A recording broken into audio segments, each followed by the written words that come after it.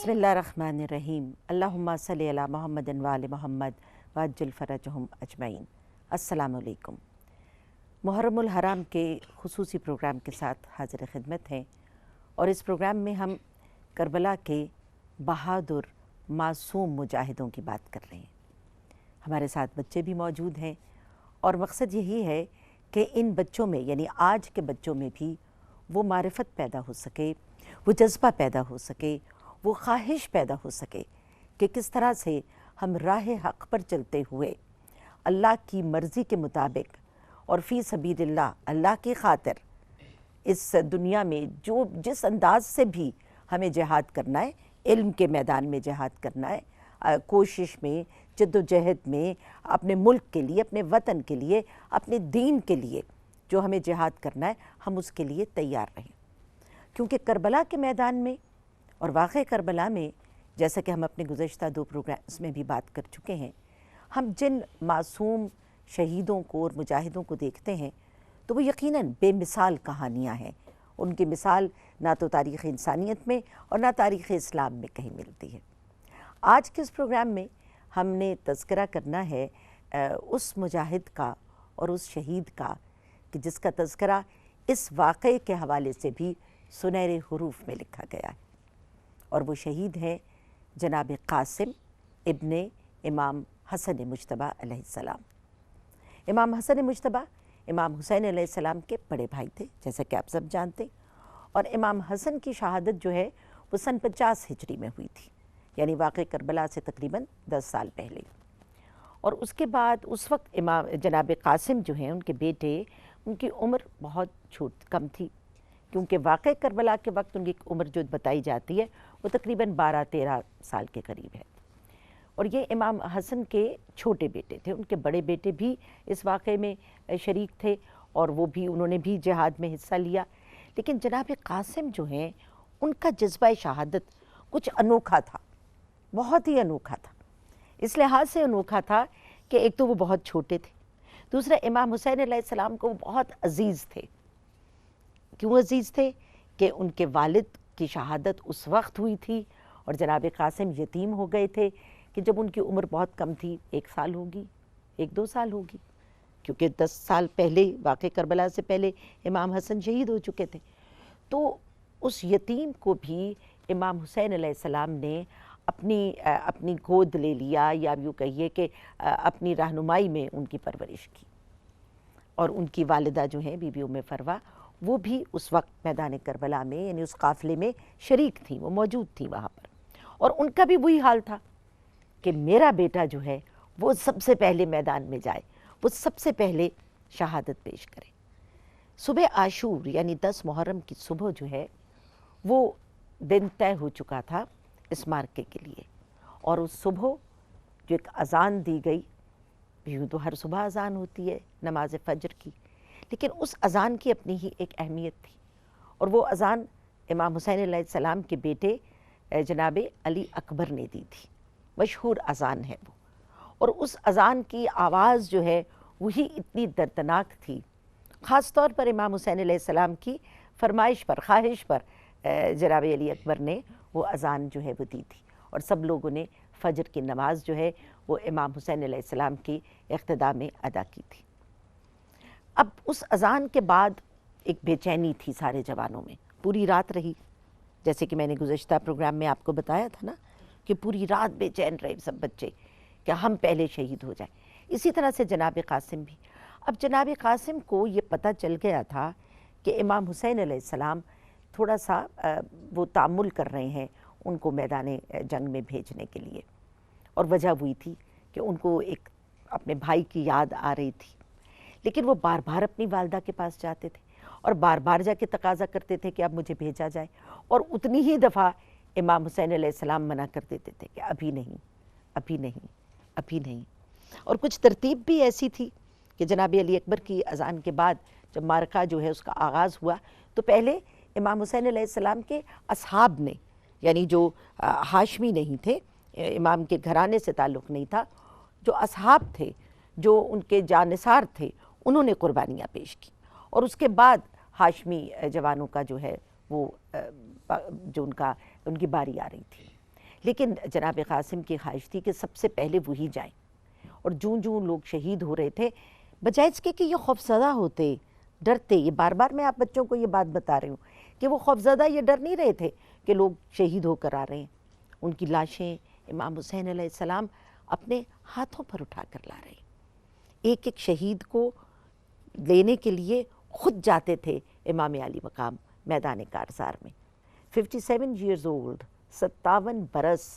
عمر تھی امام حسین علیہ السلام کی، اور اس عمر میں بھی ہر شہید کے ساتھ گئے ہیں، ہر مجاہد کے ساتھ گئے ہیں گھوڑے پر سوار کرنے اور ان کو وداع کرنے، اور ہر شہید کا لاشا اپنے ہاتھوں سے اٹھا کر خیمے میں لائیں۔ آپ دیکھیے ذرا مقام، ساتھ ساتھ ان معصوموں کی جو داستان ہم سن رہے ہیں، تو مقام امام علی مقام دیکھیے کہ کیسے اپنے بچوں کو لے کے جا رہے ہیں، پیش کر رہے ہیں، شہادت کے لیے پیش کر رہے ہیں، اپنی نذرانہ، اپنی قربانی کو پیش کر رہے ہیں۔ اسی لیے یہ جذبہ ان ماؤں میں بھی تھا۔ اب یہاں پہ بھی جناب قاسم کی والدہ جو ہے وہ بے چین تھی کہ اجازت نہیں مل رہی۔ اب یہاں پہ ایک تاریخ، ایک واقعہ ہمیں بتاتی ہے، مختصراً آپ کو بتاتی ہوں۔ وہ یہ ہے کہ آخر کار جب امام حسین جو ہیں وہ بہت زیادہ تحمل کر رہے تھے، تو پھر بی بی ام فروا نے بی بی زینب عالیہ سے، جب میں نے آپ سے کہا نا وہ کمانڈر تھیں خواتین کے شعبے کی، تو ان سے آ کے کہا کہ یہ ایک تعویذ ہے۔ وہ تعویذ کیا تھا؟ ایک میسج تھا، ایک رقعہ تھا کہ جو جناب قاسم کے بازو پر بندھا ہوا تھا، اور یہ باندھا تھا امام حسن مجتبیٰ کا۔ یہ میسج تھا کہ جب وقت آئے گا امام حسین علیہ السلام پہ، تو میرا بیٹا قاسم جو ہے یہ اپنی قربانی پیش کرے گا۔ یہ ان کا ایک اجازت نامہ کہہ لیجئے، پرمیشن کہہ لیجئے، یا ان کا ایک میسج تھا جو امام حسین کے نام پر تھا۔ تو امام حسین جتنا تحمل کر رہے تھے، جب وہ میسج انہیں اپنے بھائی کی تحریر پڑھی تو ایک تو بہت رنجیدہ ہوئے، آپ دیدہ ہوئے، اپنے بھائی کی یاد ستائی، اور پھر اب رک نہیں سکتے تھے۔ بڑے بھائی کا حکم تھا، میسج ہی نہیں تھا، ایک حکم بھی تھا کہ اب قاسم کو، جناب قاسم کو اجازت دینی ہے۔ اس طرح سے جناب قاسم کو میدان کارزار میں جانے کی اجازت ملی، اور اسی طور طریقے سے وہ انتہائی جذبے کے ساتھ جناب عباس اور امام حسین علیہ السلام نے گھوڑے پر سوار کیا، اور کتنی دور تک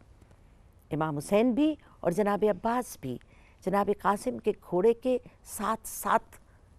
بھاگتے رہے، کیونکہ ان کے لیے یہ جو احساس تھا نا کہ ہم امام حسن مجتبیٰ کے بیٹے کو بھیج رہے ہیں، یہ بڑا ایک دکھی کر دینے والا احساس تھا۔ تو وہ ان کے گھوڑے کے ساتھ ساتھ بھاگتے رہے جہاں تک بھاگ سکتے تھے، لیکن پھر جناب قاسم جو ہے وہ رجز پڑھ رہے تھے، ان کے اندر جو بہادری تھی وہ اس وقت اپنے عروج پر تھی۔ میں کس کا بیٹا ہوں؟ میں کس کا پوتا ہوں؟ میں علی کا پوتا ہوں، میں حسن کا بیٹا ہوں۔ تو وہ اپنے والد کا، اپنے دادا کا فخر سے نام لیتے ہوئے دشمنوں کے اندر انہوں نے یلغار کی، حملہ کیا، اور بہت دور تک وہ بھی گئے لڑتے ہوئے، اور 70 یا 90 انہوں نے دشمنوں کو واصل جہنم کیا اس چھوٹی عمر میں بھی۔ لیکن جذبہ تھا قوت ایمانی، ایمان کا جذبہ، اور پھر ان کو بھی گھیر لیا گیا۔ جب انہیں گھیر لیا گیا تو انہوں نے آواز دی، امام حسین علیہ السلام کو آواز دی جب وہ گھر گئے، کیونکہ ان کو جب وار کیا گیا تو چاروں طرف دشمنوں کے گھوڑے جو ہے انہوں نے ان کو نرغے میں لے لیا، اور انہوں نے آواز دی، اور امام حسین علیہ السلام، کیونکہ میں نے آپ کو بتایا وہ تو ساتھ ساتھ بھاگ رہے تھے، جناب عباس بھی ساتھ ساتھ بھاگ رہے تھے، تنہا نہیں چھوڑنا چاہتے تھے، لیکن جب آواز دی تو وہ تڑپ کر پہنچے، چھپٹ کر پہنچے کہ وقت نہ لگے، کیونکہ گھوڑے چاروں طرف سے گھیرا کیے ہوئے تھے۔ اور پھر اس کے بعد وہ وقت آیا جو کہ واقعہ کربلا کا سب سے زیادہ، جس کو کہنا چاہیے تکلیف دہ، الم انگیز وقت ہے۔ نہ صرف یہ کہ جناب قاسم شہید ہوئے، بلکہ جناب قاسم کے لاشے کو پامال کیا گیا، گھوڑوں کے سموں کے نیچے پامال کیا گیا۔ اس طرف کے گھوڑے اس طرف بھاگے، دوسری طرف کے گھوڑے دائیں کے بائیں اور بائیں کے دائیں بھاگے، جب تک امام حسین علیہ السلام وہاں پہنچتے اور جناب قاسم کو وہاں سے اٹھا کر باہر نکالتے، یہ واقعہ ہو چکا تھا، اور جناب قاسم کی لاش پامال ہو چکی تھی۔ جب ہم ہیومن رائٹس کی بات کرتے ہیں، انسانی حقوق کی بات کرتے ہیں، آج کل کے زمانے میں آپ بچے اپنے اسکولس میں پڑھتے نا چارٹر آف ہیومن رائٹس. ہمارا سوال ہے تاریخ سے کہ جب یہ چھوٹے بچے ان کو جنگ پر مجبور کیا گیا، کیونکہ امام حسین کے لشکر میں تو اور کوئی تھا ہی نہیں، تو رک جانا چاہیے تھا نا، یہ سوچ کر کہ یہ معصوم ہے، یہ جنگ کرنے کے قابل نہیں ہے، اس ایج میں نہیں ہے. لیکن ظلم کی انتہا در انتہا کی گئی، اور پھر وہ منظر بڑا تکلیف دہ تھا. اور جب وہ تاریخ میں بیان کیا جاتا ہے تو وہ سننا مشکل ہو جاتا ہے کہ کس طرح سے امام عالی مقام جناب قاسم کے ریزہ ریزہ لاشے کو ایک گٹھڑی کی صورت میں لے کر خیمہ گاہ ہے. مگر ہم سلام پیش کرتے ہیں ان ماؤں کو کہ جنہوں نے اس کیفیت میں بھی اللہ کا شکر ادا کیا. جب امام حسین علیہ السلام کسی بھی معصوم کا لاشا لے کر خیمہ گاہ میں تشریف لاتے تھے تو وہ دیکھتے تھے کہ بیویاں سجدہ ریز ہیں، مصلی بچھا کر اللہ کے سامنے شکرانہ ادا کر رہی ہیں، اور یہ کہہ رہی ہیں کہ پاک پروردگار تقبل منا، پروردگار تو ہماری اس قربانی کو قبول کر لے اپنے راستے میں، تم ہماری اس قربانی کو اپنے راستے میں قبول کر لے، ہمارے اس نذرانے کو اپنے اور ہم سے راضی ہو جا، راضی برضا، ہم تیری رضا پر راضی ہیں تو ہم سے راضی ہو جا. تو جناب قاسم کا یہ واقعہ جو ہے یہ ہمارے لیے ایک بہت بڑا لیسن بھی ہے، اور تاریخ کے لیے بھی بہت بڑا لیسن ہے. میں جب بھی اس واقعے کو پڑھتی ہوں نا اور بیان کرتی ہوں، مجھے شکوہ ہوتا ہے، مجھے شکوہ ہوتا ہے انسانوں سے، مجھے شکوہ ہوتا ہے تاریخ سے. اللہ تعالیٰ آپ سب بچوں کو یہ جذبہ اور یہ قوت ایمانی بہت زیادہ عطا کرے، اور انشاءاللہ آپ اپنے وطن کے لیے، اپنے ملک کے لیے، اپنے دین کے لیے، اپنے عقیدے کے لیے، اپنے ایمان کے لیے ہمیشہ برسر پیکار رہیں، چاہے کلاس میں فرسٹ آئیں، چاہے آپ کی ضرورت پڑے کسی ایسے موقع پر.